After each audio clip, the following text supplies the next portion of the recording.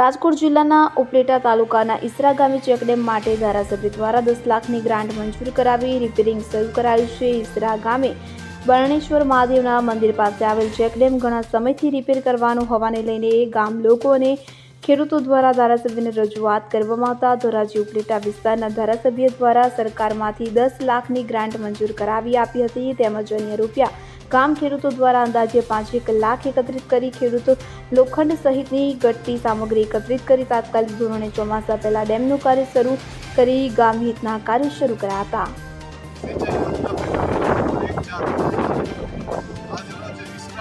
ગામ પાસે આવેલા બરણેશ્વર ચેકડેમનું કામ તાત્કાલિક વરસાદની સિઝન હોવાથી તાત્કાલિક ચાલુ કરેલ છે અને ગામ લોકોના સહકારથી સારી રીતે કામ થઈ રહ્યું છે.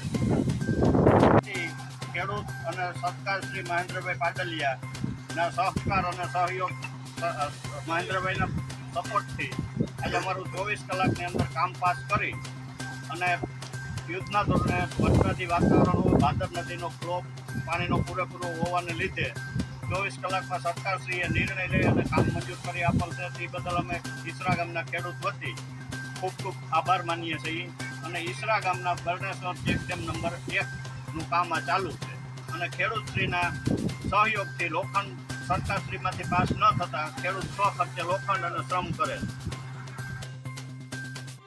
સરફરાઝ કોડી સાથે CN24 ન્યૂઝ ઉપલેટા.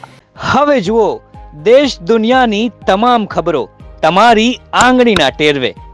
ઉઠાવો મોબાઈલ અને Google Play Store પરથી ડાઉનલોડ કરો અમારી CN24 ન્યૂઝ મોબાઈલ એપ.